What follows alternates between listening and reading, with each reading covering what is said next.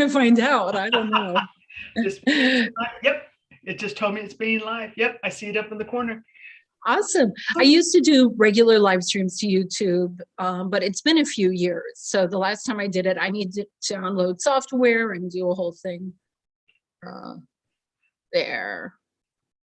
All right. So we are totally live. And I am really excited about that. I'm excited about the topic because I don't get to talk ghosts and spirits and the things that go bump in the night, because everyone's just like, yeah, it's a ghost. It go, and it's just like, oh, come on, I got things to say. I love talking about ghosts and spirits. I mean, it's nice to talk to someone like you where like we're on the same page. Okay, I was just looking at us on YouTube. And so that's, of course, a couple of beats behind where we're at. So I'm like, why are words coming out of my mouth? And I'm seeing Kim's face talking. I'm like, okay. So let's start officially now, because I'm probably going to edit all that stuff out. Okay. So embarrassing. Right? Hi, everyone. I'm Bonita. I'm here with Kim. Hi, guys. We are starting our new series called Paranormal Deciphered. To begin with, that is a terrible name. It's hard for me to pronounce, and it turns out a lot of people don't know what deciphered means, so it's a terrible name. If any of you have suggestions on a better name for a couple of psychic, intuitive medium gals who love ghost hunting and know like a lot of people to interview and tag along with that we can share with you after our mutual lifetimes of doing this work, feel welcome to, share any thoughts on what kind of paranormal, super spiritual oddity name we can come up with. A little bit of a contest, maybe? Maybe. Definitely going to be better than what I came up with. We're going to stream, as often as we can. We're both a little busy, and I'm about to go road tripping again, but that's a good thing about internet. So today, Kim and I are going to talk about ghosts. We're going to do this because Kim and I talk about ghosts to each other all the time anyway. This is like our oh yeah, and by the way, a ghost woke me up in the middle of the night and then I was groggy at work. I'm so pissed. We've had conversations start with that. So we thought we'd share some of our ghost stories with you. Today, I also want us to talk about what's the difference between a ghost and a spirit. So if you are watching with us, you can think about that too. That's a weird question. So, that's actually a good question. So how do you see ghosts and spirits? Because everyone has a little bit of a different idea on, what they are. Well, since I'm up in the Akashic library all the time, I see all of this from an Akashic perspective. So it's just one way of seeing things, but it's definitely it's not like a heart-to-heart, face-to-face kind of way. It's more of an overview. I see ghosts as lives that are still caught up in their karmic process. I know when I do past life readings for people, sometimes past lives will come forward who have been hiding. They did not return to the soul. They stayed in the earthly realm. For whatever reason, they died in trauma, they choose not to leave, they decide that their karmic lesson, their life path isn't complete, and they want to stay and keep working on it. There's so many reasons. They might be just really confused, or they don't know, how to get back to the soul. There's a lot of reasons why, especially souls or lives with very poor self-esteem might not feel like they did really bad things and they don't want to be held accountable. So a lot of people see those as ghosts. I see them as lives that haven't returned to the soul yet. And in our reincarnation cycle, that has no effect on other lives coming down. The rest of the soul and the soul collective, it's like, yeah, that life is just taking a little longer, but eventually we'll bring them back up. No worry. Spirits, I see as they're not in the karmic cycle. They are of their own volition.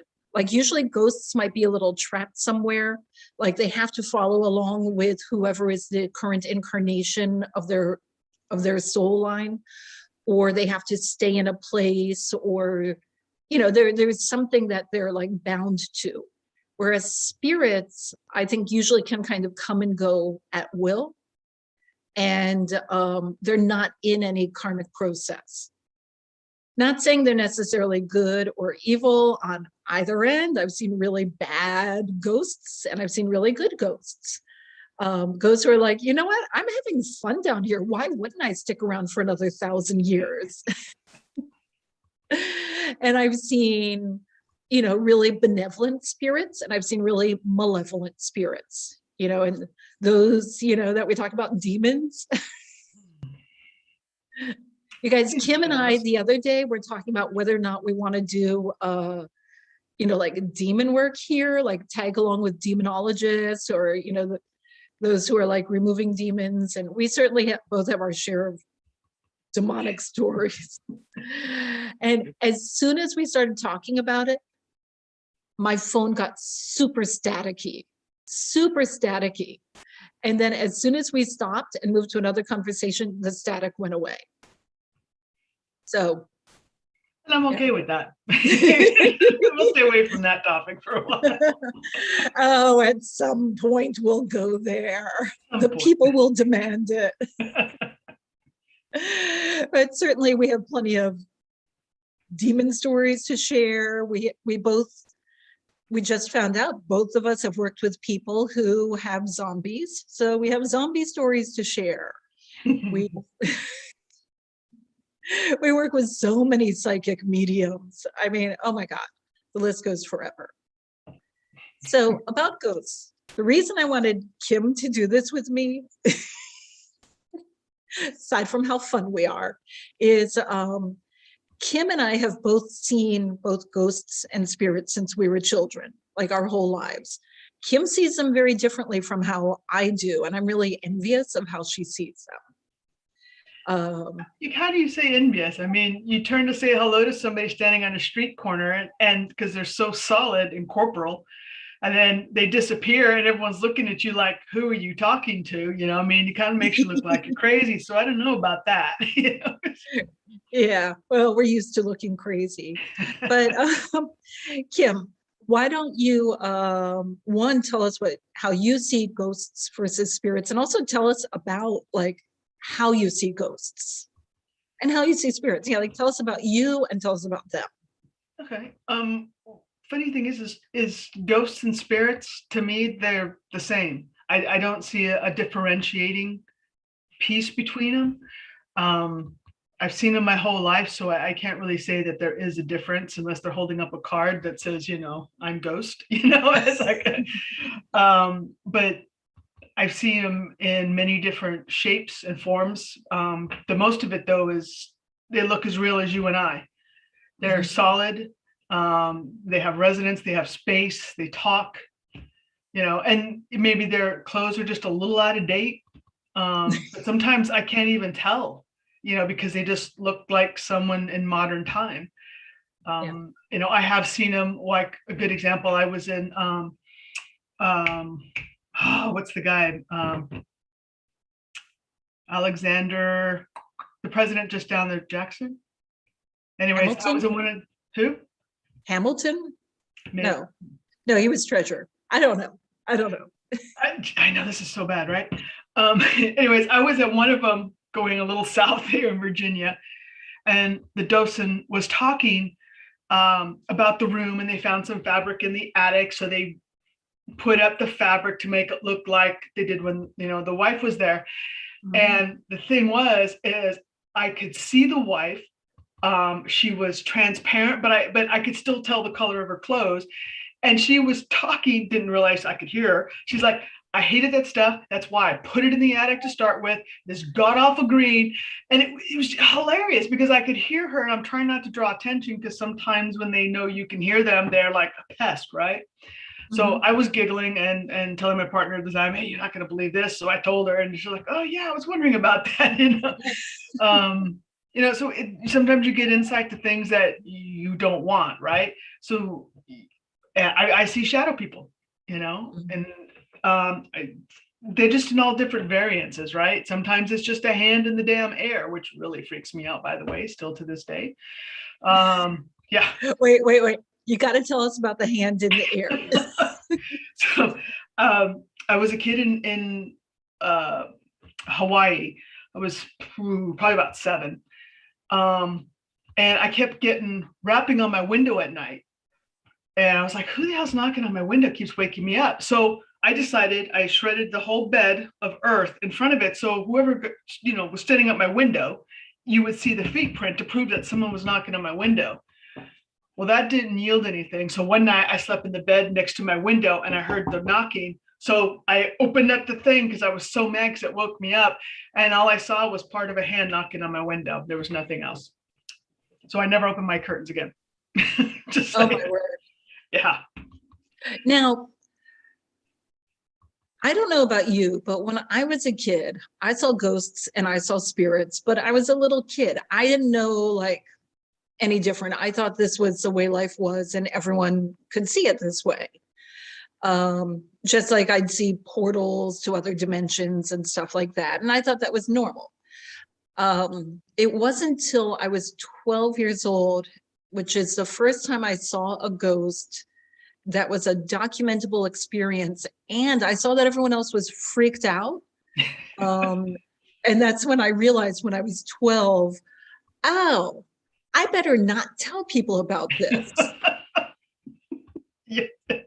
Yeah. I told my parents and they, quit making things up, doing this. I think one of the most memorable one that I documented and somebody else validated it for me, which was wonderful. I was on the Big Island in Hawaii up in the volcano, in the Big Island, and I can't remember it right now. But it's where Pele lives. They used to have a hotel up there and it's no longer open because the volcano is very active. We were walking around and I'll never forget it to this day. She was this beautiful Hawaiian woman in this red dress with this long black hair, and she walked so gracefully. And I was walking by myself and, I looked up at her, she smiled. I was just like, wow, it was amazing. And so then I went to ask my parents, hey, who is this person, right? You got to come see this person. We didn't see her again. So we walked up to the visitor's desk to get some information to go walk around. Because you could, at the time, this was back in the 70s, you could still walk partial around the volcano and look over and stuff. They had handrails and stuff up. And there was the portrait behind the guy of this person I saw. So I said, hey, who was that? And the guy looked at me and goes, well, that's Pele. That's the goddess, of the volcano. And I'm like, yeah, but I just saw her over, there. And he goes, it happens a lot. A lot of people see her. She makes her presence known quite a lot. And so this was a complete stranger who validated that, who I saw. My parents were still like, are you sure? Even to this day, are you sure? It's like, yeah, I know what I saw. If I could draw, I would draw it. No, absolutely. My college undergrad degree was geology, specializing in volcanology. That's right. So I actually I worked in Hawaii at the Volcano Observatory. We used to go into, at that point when I was there, Kilauea was active, but it wasn't active at the caldera. So we used to, and it hadn't been in the caldera for a while, so we were able to go hiking in there. There were other areas was active and we had to go measure, if the mountain is rising up, because that means there's going to be more activity. You're getting the gas and the heat pushing the landmass up, and et cetera, boring geology stuff. But fascinating to me, boring for everyone else. The point is, I worked with an entire team of professional geologists, ranging from college students like me to people, in their 60s. Everyone has had experiences with Pele. And no matter how scientific these PhD earth scientists were, every single one of them were like, no, Pele is real. You need to respect, Absolutely. always show gratitude. Yeah. And the stories, the Pele stories were fantastic. Absolutely fantastic. I saw her. So I know what you're talking about this beautiful Hawaiian woman, very traditional looking. Everyone saw her. She had, helped with countless rescues. So one time my geology partner, Carl, and I got lost in a lava field. And here's the thing, like, I didn't understand till then. You have two directions in Hawaii. You have Mauka and Makai. Mauka means to the mountain. Makai means to the sea, because everything is up and down, then right and left. Oh, you go Mauka 1 mile and then turn right, So you'd think if everything's Mauka and Makai, if you're in a big lava field full of, this is like, it wasn't an active area. It was like an area that had dried out. We're okay, blah, blah, blah, boring geology stuff. But, but it was like an old lava field. So it was very dry and hard. It was like walking on glass, walking on shards of glass. It would shred your shoes. And there were big lava tunnels where the tubes had been that the volcano had gone through. So we're out there, and the next thing I know, everything looks flat. We had not traveled that far from the parking lot. We couldn't see anything. It's like we were on Mars. Everything looked flat and terrifying. We were out there for hours, lost, hours. And you have to be careful when you walk. You have to have sticks, like poles that you bang ahead of you, because you never know when the ground will give way. And then you're falling through like shards of glass, basically. It's very dangerous what we were doing. And then it was getting dark. And here's the thing. All those lava tubes are full of nocturnal creatures, ranging from like lice kind of things and insects to predators. So it's very dangerous to be out there after dark. The sun is setting, but again, we couldn't even see where it was setting because we're in this like thing, and set, like all the directions were gone. Our compasses were not working. There's a lot of magnetic features in the lava. I was terrified, and Pele came and showed us our way safely to our car. Oh, wow. FYI, it was like a 10-minute walk. But Carl and I both saw her, and we both knew who she was. We were thanking her. Yeah. So during that trip, there was a lava flow that went across. So there used to be an original road that would come up, and it got covered with the lava. But then they made it where tourists can walk a certain path. As long as you stayed on it, you could walk across it and see it. I've been on that. So yeah, and they had the little sticks, to make sure as you're going. I remember doing that. Yeah, it was pretty awesome. I liked it. Okay, so I want us to share the first time we saw ghosts, or early time. Like I said, as a little kid, to me, it was all one and the same. Oh, look, there's a portal to another dimension. Oh, there's the Akashic librarians. There's some fairies. Growing up in Virginia, there were old battlefields everywhere.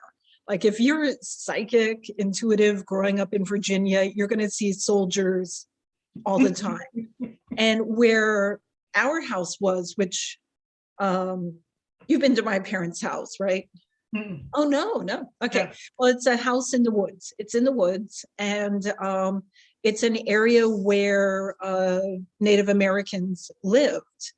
And, when we're out doing yard work and landscaping, we can find, it was like very artistic community. And we still find the remnants of the work they did. Nice. So lots of spirits, lots of ghosts, they're just everywhere.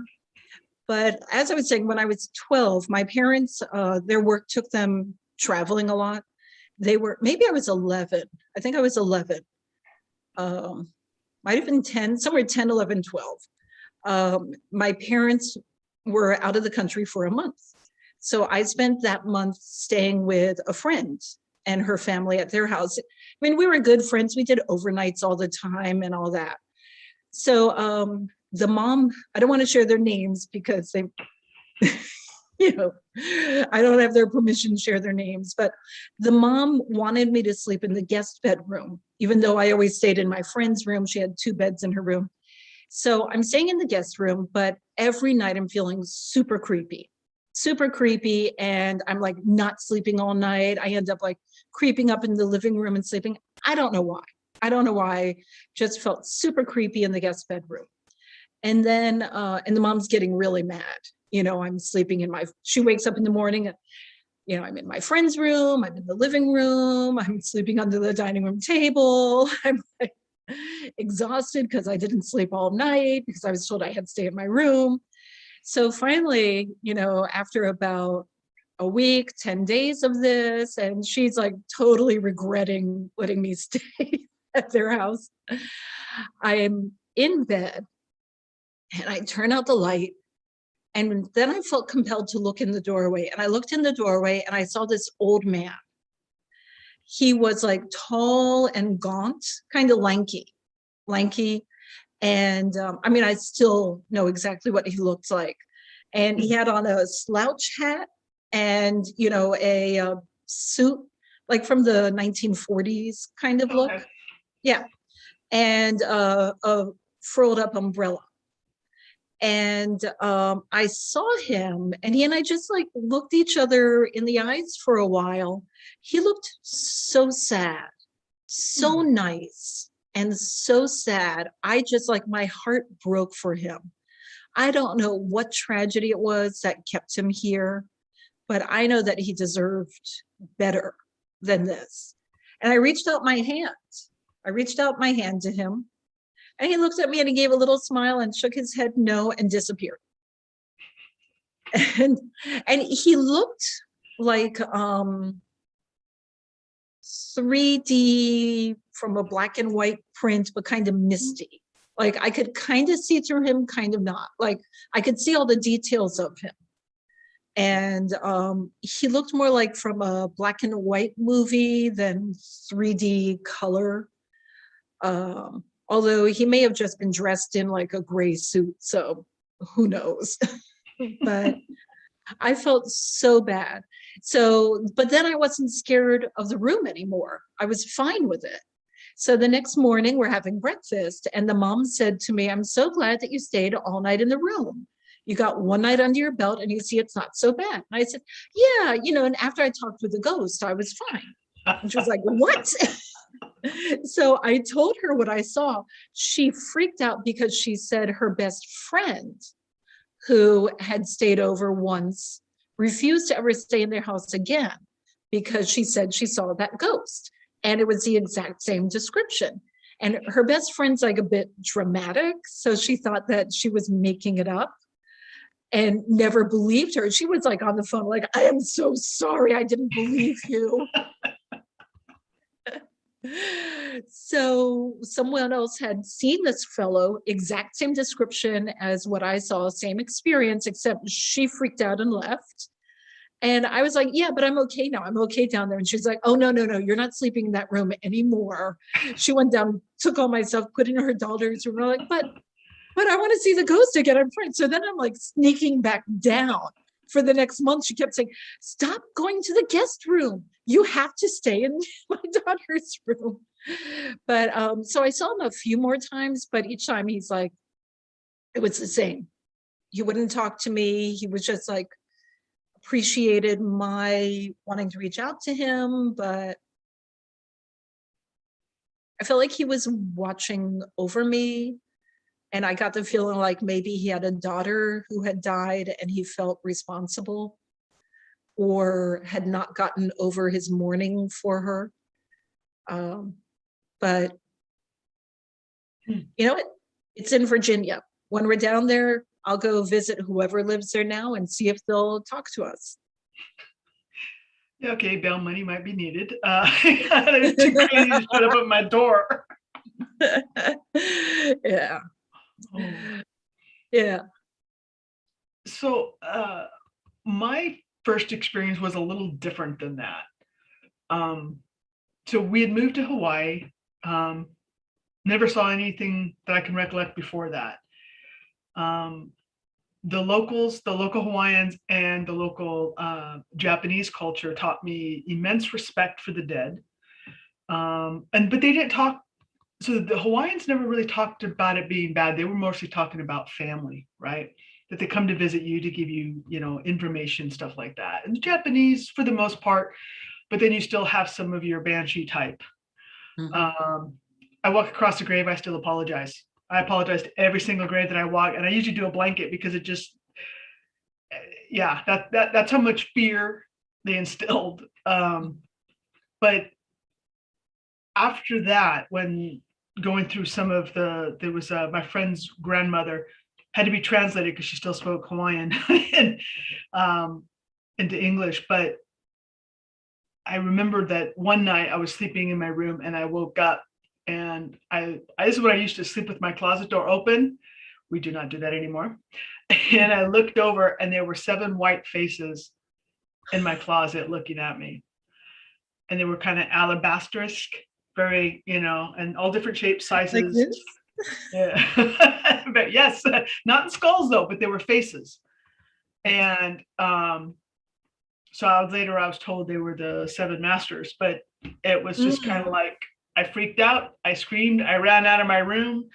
That was my first recollection of something like that. But it all started after I was talking with people, because I went with my friends to their families' graves and sit down, we'd have a meal, we would talk, and they just like they were sitting there, right? I mean, their headstone was there, or whatever monarchy they were using for it, but they would talk to them like they were just sitting right there. And then, the grandma, blah, showing them, we're gonna this, and they're okay with this. And, so that was my first introduction to it, but that was my first real memory. And then I got the window knocking, and then all the other stuff started. So. Now you see, the 7 masters is what I would call spirits more than ghosts. Like that's where I draw the difference, because they're not still in a karmic thing. Like when I see a ghost, I don't usually get scared because they're not here for me. They're caught in their own thing. So I feel compassion for them, or I feel nothing. If they're like muckety muck, like out to like, then I think of them the same way I think of a feral cat who's injured, So it's really hard for even vicious ghosts to do anything to me, just because every time they touch me, they get too much compassion in return. And that really like freaks them out, pisses them off, because like, oh, I'm going to hurt you. Oh, why am I feeling so much good? Get away from this woman. I'm like, this is why I can't really do house clearing or space clearing or exorcisms, because the malevolent spirits find me unpalatable. So as soon as as soon as I show up in the house, they're like, oh, let's get out of here. And I'm like, well, I help rearrange the energy grids and blah, blah, blah, but as soon as I leave, they're like, all clear, good. They come back in. So for me to do it, I have to actually go and counsel them and help them to move on. But for me to do that, I have to like catch them because they're running away from me. It's like a psychotic, it's a psychotic game of tag. I have to like set little like spiritual traps to get them, so that then I can like wrangle them to a happier place. They do not like that. It's not worth my time. But the spirits, like you were saying, the 7 masters, or for me, like the librarians who were around all my childhood. Anytime I would leave this dimension to go into the Akashic library, I was cool. It was good. But when the librarians would come and hang out here, they would freak me out. Like I walk into a room and there's my family in a room, and then standing in the corner, like imagine, look at that corner behind me, standing in the corner might be like an 8-foot tall white being with a black cloak with like fingers that are like a foot long, just like, and then they go, like that, The telling ring me showed like, up. yeah, because they think they don't want me to get into trouble by telling everyone I can see them. But, you know, imagine, I mean, it just freaked me out. I know that feeling. Yeah. Like, hey, who's this guy? He's dressed like this. Oh, that's my Uncle Bob. Uncle Bob says hi. We're like, what? Yeah, but that's the other thing. Like when I go places that are more spiritually open, like when I go to Mexico, which I love, like spending as much time as I can in like the mountains of central Mexico. Over there, the people are so connected. I mean, in all of Mexico, but central Mexico is where I go. They're so connected to all the realms and the spirits that they're just everywhere. I'll go up to, like, I'll be over in the parque, in the city square, the main plaza. In the evening, it's always festive. That's where everyone goes and hangs out, and you know, it's a lot of fun. And I'll see like young people, you know, people are just walking around in circles, chatting and partaking of the various activities. It's like going to a carnival every night with all your friends, and you'll run into all your friends. It's really a fun thing, and it's like every single night.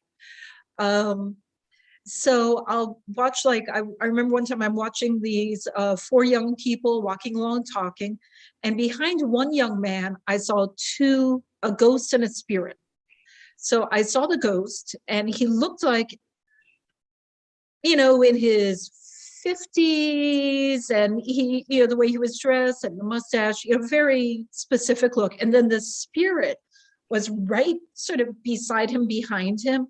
It was like 12, 15 feet tall, and it had like this big sort of bulbous head. And I mean, imagine like Peter Pumpkinhead stretched out and given sort of animalistic features, and very, very strange looking, very strange, with all this energy floating off.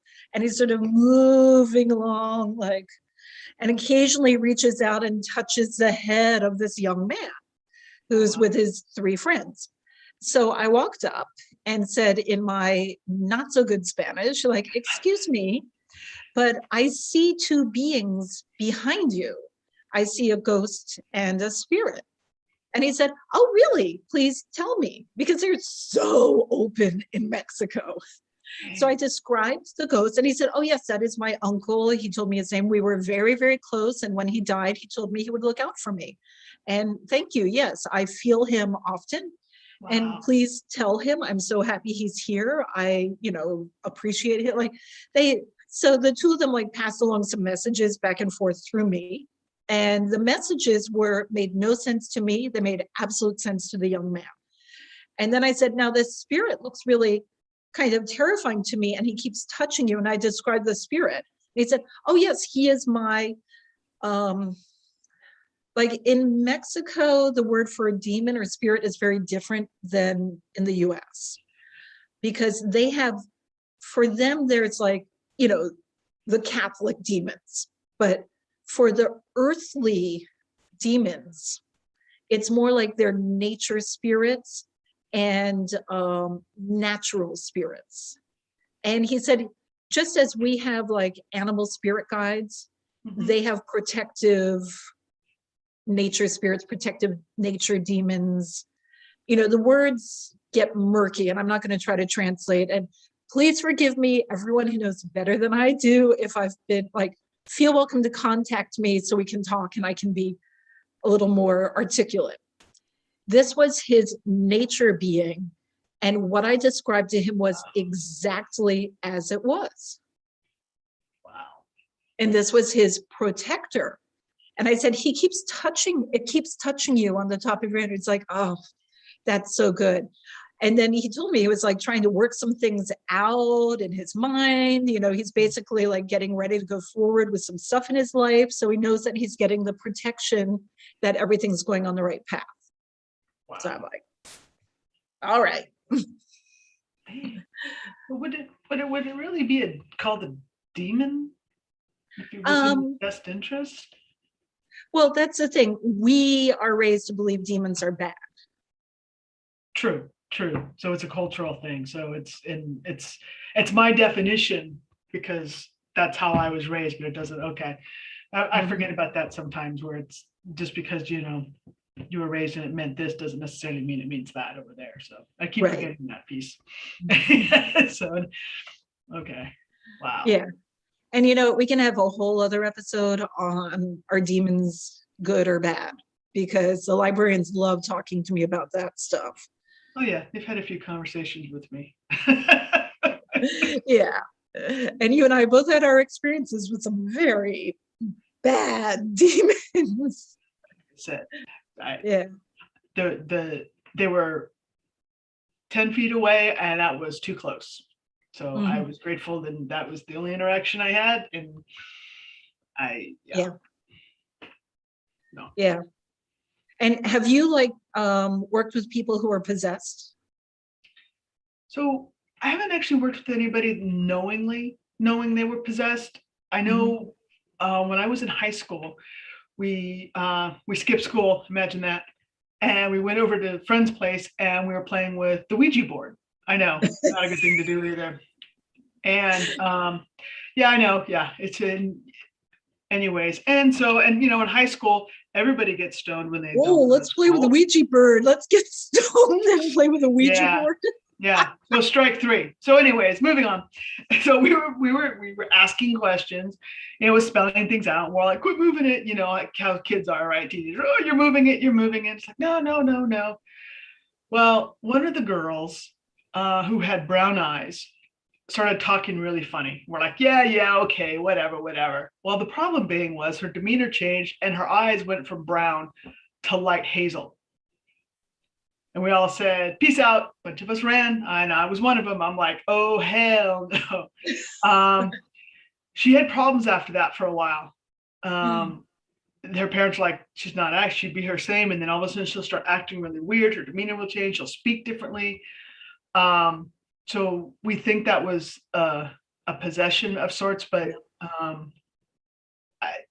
you know, when weird shit happens, you just don't talk to those people anymore. And plus, she wasn't a close friend. She was like a friend of a friend of a friend whose parents aren't home. Again, you were a teenager. Yeah, it's being stupid. It would be really different now.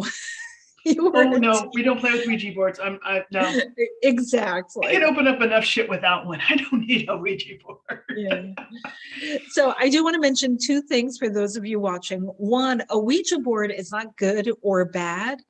It's a powerful way to communicate and open gateways.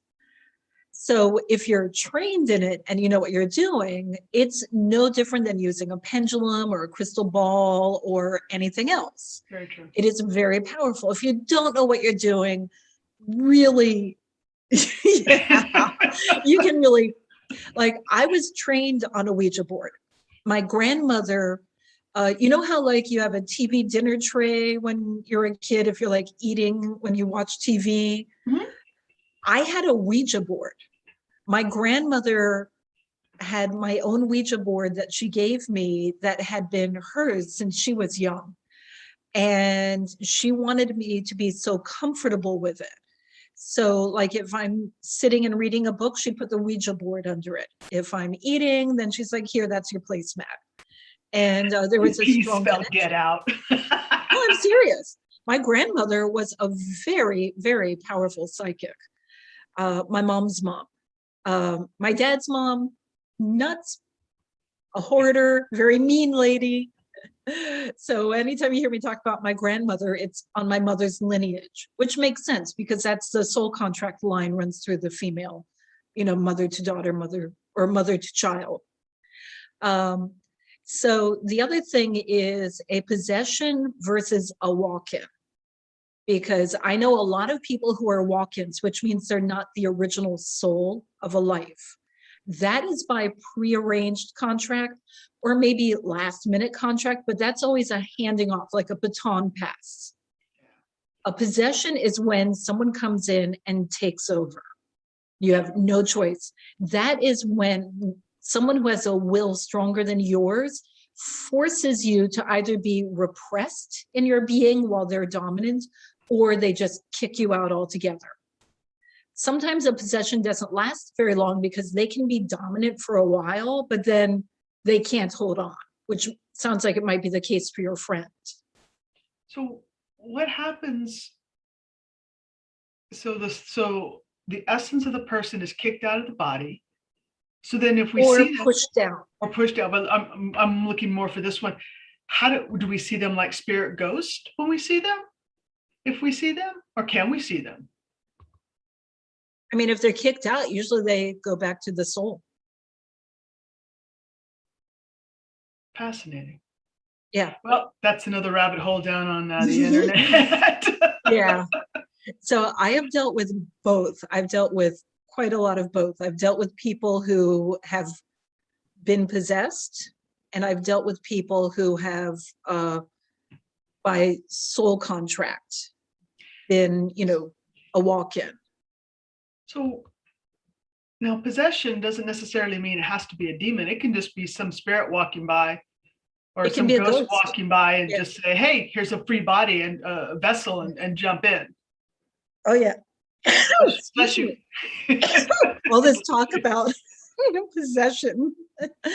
Now, here's the thing. The most common place for people to get possessed is in hospitals. Yeah. Because a lot of people die in hospitals traumatically. Mm-hmm. So there's a lot of ghosts in hospitals, an awful lot. Oh, yeah. Yeah. Ask any psychic, hey, you want to go walk around the hospital? And they're like, ah. Or they're like, oh, yeah. Yeah. A lot of ghosts in hospitals. So if you are in a near-death situation and you're really fragile in your body, they might just haul you out and take over. Or newborns. Newborns are at risk. And that's the thing. Like, you might know someone their entire lives and not know that they were possessed, that they're not. Yeah. So there are ways of, there are ways of finding out. I'm trained in that to find out if someone is the original soul or a replacement soul. And it is, yeah. And, if the mom says, this person was not born to be the way I thought they would be, then it's possible that that is a walk-in by possession. And, because like moms, a lot of times we know how the baby is when you can't see, I'm patting my womb. When we're pregnant, we get to know the child. And then after the child is born, a lot of times you already know the personality traits that will be in that child. So if the child is like 180 different, it might be a possession. But yeah, but if it's a baby soul, that's sort of, baby souls are not 100% in the body. They're kind of bopping in and out in the early days. Yeah. If a more experienced soul takes possession, that baby soul just goes back. And it might be the next child, or it might be, go off and it's ready to get born. It'll get born somewhere. That's a whole other topic, because I got lots of questions, but that's possession questions, not ghost questions. Yeah. Sorry, we're wondering. What time is it? How long have we been talking? 4:40. So we got, okay, so 5 more minutes. Kim, tell us a ghost story. Tell us something creepy and scary. Creepy and scary. Damn, got too many of them. So I used to live in California, Los Angeles, that kind of stuff. Walk around. I mean, Hollywood, you got so many landmarks, good, bad, and indifferent, right? I remember we were in West Hollywood one night. I was late teens at this point. We were trying to see if we could get into the Troubadour. Somebody was playing. I don't remember who at this time. It wasn't anybody famous. And I don't think they became famous. But anyways, that's regardless. So we were down there and the line was really long. Sort of like we're standing there waiting. And I asked my friend, I says, hey, do you see that guy across the street? She goes, what are you talking about? I says, the guy across the street, he's really goth looking, right? She looks over, she's like, yeah. She goes, you know how you look at somebody and you just kind of get the heebie-jeebies? Mm-hmm. And even my friend said, I don't know, because he was looking at everybody in line, right? Not just at us, but everybody in line. And we're all kind of like, I don't know. And then my friend goes, hey, you see this really great, cool guy across the street? Let's go talk to him. And she's talking to this goth guy. And we're like, yeah, no. So my friend started walking across the street, and it was weird because the guy just kind of like stood straight up. I mean, I can't explain it, and just turned. It was almost like mechanical, and started walking towards my friend, at least in that general direction. And we're like, I think it's time to go home. Grab her. So we grabbed her by her back of her shirt and we ran off, and it was just weird. And then, yeah, I don't know what it was. Don't want to know what it was. It's like, it's time to go. But it's just the intenseness of the eyes, the way that he was looking. I mean, just at the whole group, not just us, but like he was like assessing. And it's like, it almost felt like we were going to be prey. I mean, it was, I can't explain it, but it was just like, and then, but just, you know how, because when people stand, they're kind of slunched a little, but he just, I mean, it was like someone cracked him straight. It freaked me out. So I still got, I don't like it. And I can still see his face, and So I don't know if it was ghost, spirit, other. That sounds like a ghost. It was just weird.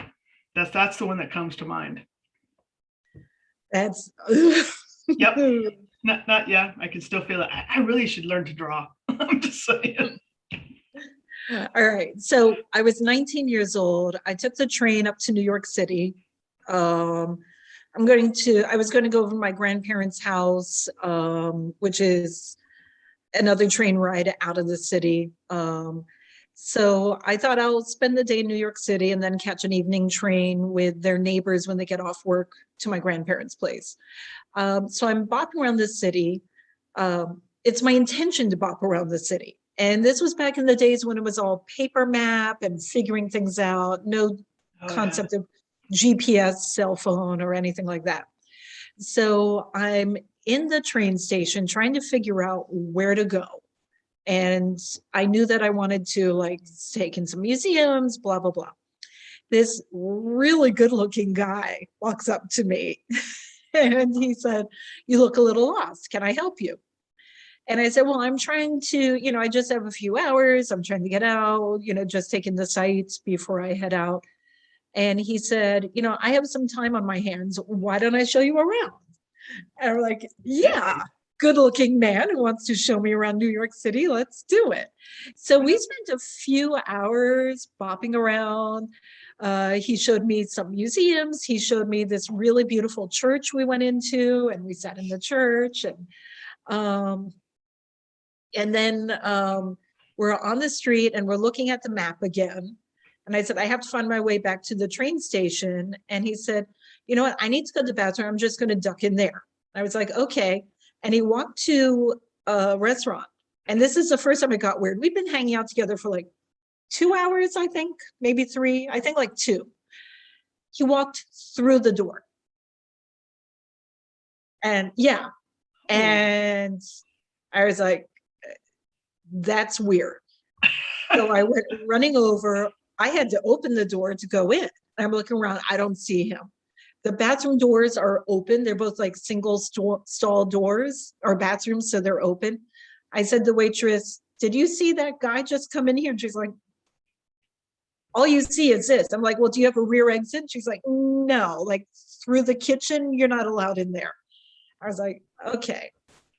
So I'm wandering back. I happened to pass the church. So I went back in the church and I spoke to the lady who worked there. And I said, "Did you see me here earlier?" And she said, "Yes." And I said, "Did you see my friend?" And she went, "No, you were here alone." Like, okay. Once again, I actually had a ghost in my presence. And by the time I realized it, too late, he's gone. I mean, I was like, oh, man, he's probably some guy who got hit by a train in the train station and spends the rest of his life just haunting the train station and helping. And playing tourist guide. That's freaking awesome.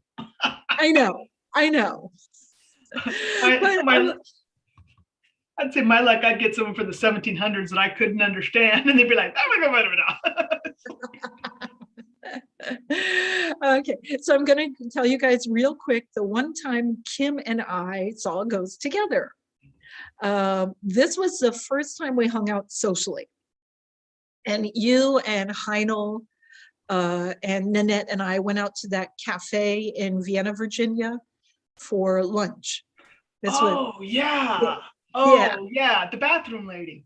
yeah, yeah. So we're all sitting there having lunch. And I didn't really know any of you all. I mean, I knew you guys so little. This was like, I knew nothing about you guys. I was so happy to get to know you because I'd been wanting to for a while. So like, Heinel goes to the bathroom. I don't remember what order. One person goes to the bathroom, comes back and goes, oh, that ghost is in the bathroom. Last stall. And then someone else is like, oh, I got to check it out. Went in the bathroom, came back, and then person number 3 goes in, comes back, and was like, yep, saw her last stall. And like, and then I ran in and I'm like, where's the ghost? Where's the ghost?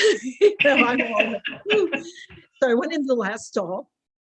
And what I saw, like, I didn't know what you guys had seen. Like, everyone agreed to keep it quiet till we're all back at the table.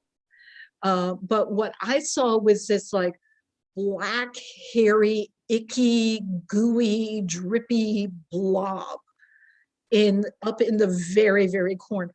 Now, remember, malevolent spirits don't like me. So I knew that it was trying to like shrink away from me. It did not want me there. So I'm sitting in the stall and I'm alone in the bathroom. There's 2 stalls and I'm in the back one. I'm alone in there. So I'm talking to her. I'm like, I'm not leaving till you show me something. I'm not interested in this like black blob in the corner behind me. Like, you got to show me something because, you know, I'm a little disappointed. I think everyone else will have a better story than me. And she's like, this like head came down and it was this like fat lady head and she's like, get out.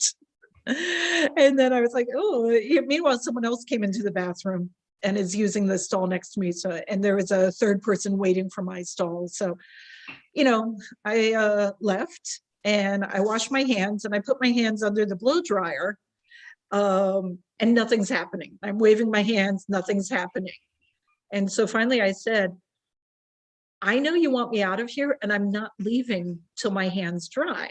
So, you know, there's 2 women in the bathroom hearing me say that. They're like, what? I'm like, nothing, but I'm not leaving. I'm just going to stay here and hang out with you until you turn on the dryer. Immediately, whoosh. So I'm like, all right, bye. So that was my experience. But I know the 3 of you, like, it was like an old German lady, right? Like, yeah. Yeah, she was angry. She just very German, very just, you know, I don't remember any words. I just remember kind of like, because the bathroom was pink. I didn't care for it. And I don't think she did either. But yeah, it was just all very angry and, you know, you walk in, it was like, oh, I really have to pee. So you're just going to have to move. You know? So, but yeah, that's what I remember. But I don't know if that place is still there anymore. I don't know. Yeah. If it is, we'll go back and check it out. Bring a tape recorder. Hey. Oh my God. There's 2 ladies in the bathroom with a video recorder. Right? What are they doing? Never mind. Nothing to see here. Keep going. Okay, you guys. So that's it. Thanks for joining us. We're going to be back to talk about alternative timelines and parallel lives, because both of us have been through that a lot and we know other people who have. We're going to invite them to come and talk with us. What else did we say we wanted to talk about coming up? You know, don't worry, we got some demon things coming because I ain't afraid of them. I am.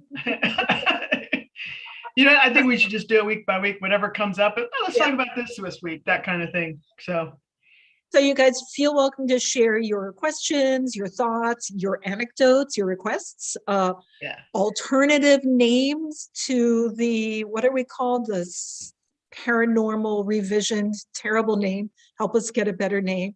Please subscribe. Subscribe to the Bonita Woods channel so you'll get updates when we drop new videos. I'll edit the best moments of this one so you'll have a shorter version. Sounds good. Yes. Thank you all. Bye, guys. Have a good one. Bye.